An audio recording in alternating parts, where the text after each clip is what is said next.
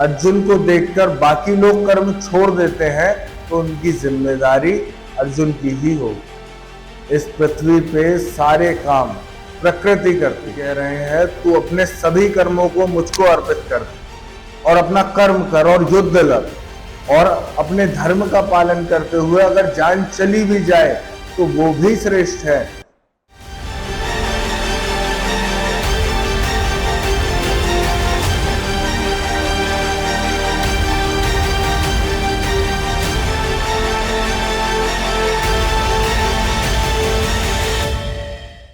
नमस्कार दोस्तों, मैं आकर्ष चतुर्वेदी स्वागत करता हूं आपका क्यूबिकल योग में। पिछली वीडियो भगवत गीता अध्याय 3 पार्ट 1 में हमने समझा कि कर्मयोग क्या है, क्यों जरूरी। आखिरी के श्लोक में जो हमने पिछली वीडियो में किया था, भगवान कह रहे हैं कि इस दुनिया में ऐसा कोई काम नहीं है जो मेरे लायक हो और इस दुनिया में कोई ऐसी चीज नहीं है जो मैं चाहूं और पा ना सकूं, फिर भी मैं कर्म कर रहा हूं। क्योंकि अगर मैं कर्म नहीं करूंगा तो लोग मेरी बातों को केवल दृष्टांत मान लेंगे, दृष्टांत मानकर कर्म छोड़ देंगे और कर्म चक्र ठहर जाएगा। ये समझाते हुए वो अर्जुन से कह रहे हैं कि अगर इस समय तुम युद्ध भूमि से चले जाओगे तो तुम्हारे अनुयायी जो तुम्हें मानते हैं वो तुम्हारा पीछा करते हुए कर्म छोड़ के चले जाएंगे और इस सृष्टि पर कर्म चक्र ठहर जाएगा और उसके जिम्मेदार सिर्फ तुम हो। आगे बढ़ते हुए यदि यमनम न वर्तेयम चातु कर्मन यत्तंद्रता मम वर्तमनु वर्तन्ते मनुष्य पार्थ सर्वशा उत्से दुर इमे लोका न कुर्यम कर्मा शेदहम संकरश्चा कर्तास्याम उपान्यम इमा प्रजा। भगवान कहते हैं कि मैंने क्षत्रिय कुल में जन्म लिया तो मेरा क्षत्रिय धर्म है और मैं उस धर्म को पूरा कर रहा हूं कर्म करके। अज्ञानी लोग फल को देखकर कर्म करते हैं और ज्ञानी लोग फल की चिंता किए बिना कर्म करते हैं। भगवान कह रहे हैं कि जैसे मैं अपने क्षत्रिय धर्म का पालन कर रहा हूं वैसे तुम अपने धर्म का पालन करो और कर्म करो, पर फल की चिंता मत करो, फल को मत देखो। अज्ञानी नहीं ज्ञानी बनो। और दूसरी चीज जो भगवान कह रहे हैं कि ज्ञानी लोगों को कर्म छोड़कर अज्ञानी लोगों को कर्महीनता के लिए बढ़ावा नहीं देना चाहिए और उल्टा उन्हें कर्म करके प्रोत्साहित करना चाहिए ताकि वो भी कर्म करें। आज के जमाने में अगर कोई महान व्यक्ति है और उनके कर्म की वजह से उनके अनुयायी हैं, अगर वो कर्म छोड़ दें तो उनके अनुयायी भी कर्म छोड़ देंगे। जो उनके फॉलोअर्स हैं, जो उनके बिलीवर्स हैं, वो भी कर्म छोड़ देंगे और कर्म चक्र इस पृथ्वी पर ठहर जाएगा। तो अगर अर्जुन को देखकर बाकी लोग कर्म छोड़ देते हैं तो उनकी जिम्मेदारी अर्जुन की ही होगी। भगवान ये कहते हुए अर्जुन को समझा रहे हैं कि तुम्हारा यहां युद्ध से भागना सिर्फ तुम पर नहीं है, सृष्टि में जो तुम लोग तुम्हें देख रहे हैं वो भी कर्म छोड़ देंगे। आगे अर्जुन भगवान से पूछते हैं कि ज्ञानी और अज्ञानी में अंतर क्या है। तो भगवान बताते हैं ज्ञानी और अज्ञानी में बस छोटा सा अंतर है। इस पृथ्वी पे सारे काम प्रकृति करती है। ज्ञानी को ये बात पता है और अपना कर्म करता रहता है, बस अज्ञानी सोचता है मैंने किया।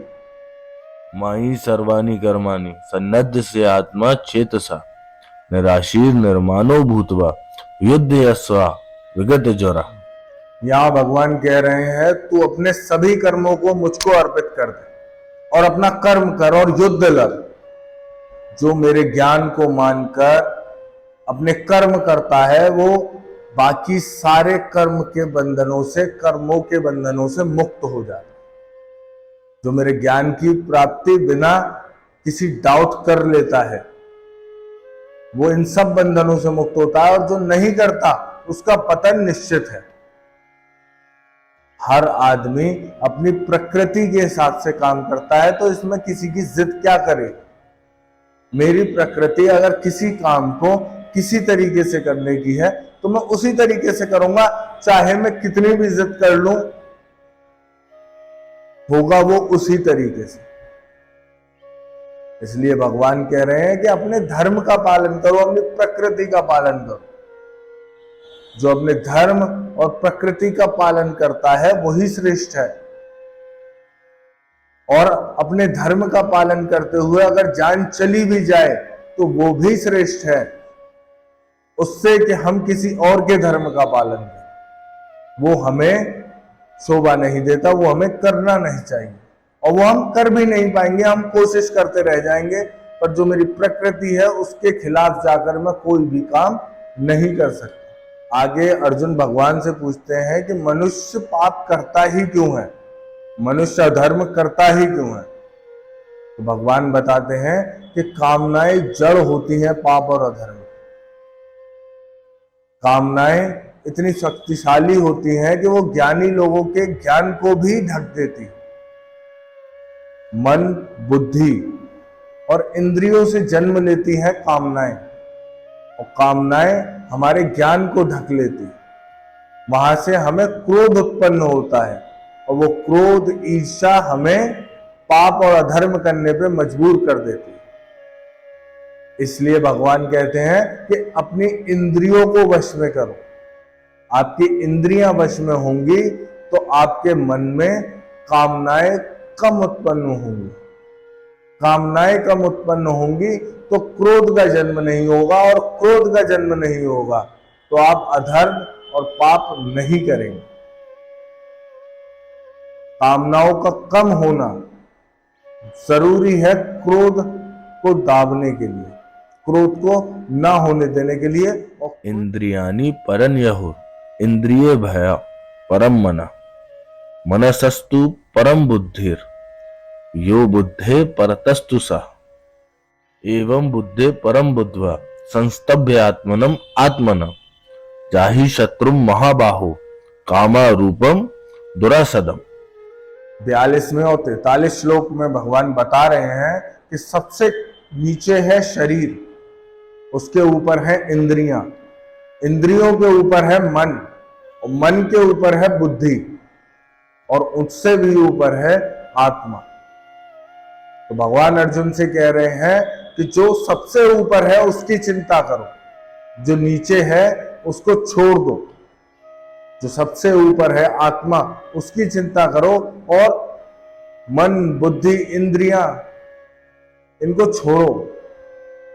इंद्रियों को आप छोड़ोगे, बुद्धि को छोड़ोगे तो कामनाएं नहीं आएंगी। तो सीधा सीधा भगवान कह रहे हैं कि अपनी आत्मा पे ध्यान लगाओ और अपनी कामनाओं को मार दो और अपना कर्म करो निस्वार्थ, निष्भाव, निष्काम भाव से। ये अध्याय यहीं खत्म होता है कर्मयोग। इसमें हमने समझा कि कर्म क्यों जरूरी है और कर्म कैसे करना चाहिए। यहां हमारा दोस्तों तीसरा अध्याय खत्म होता है। यहां हमने कर्मयोग के बारे में जाना, समाज कल्याण के लिए कर्मयोग क्यों किया जाए, ईश्वर प्राप्ति के लिए कर्मयोग कैसे जरूरी है और कैसे किया जाए।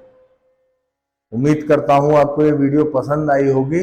बहुत जल्द चौथा अध्याय भी आएगा। आप वीडियो को लाइक करें, शेयर करें, सब्सक्राइब करें।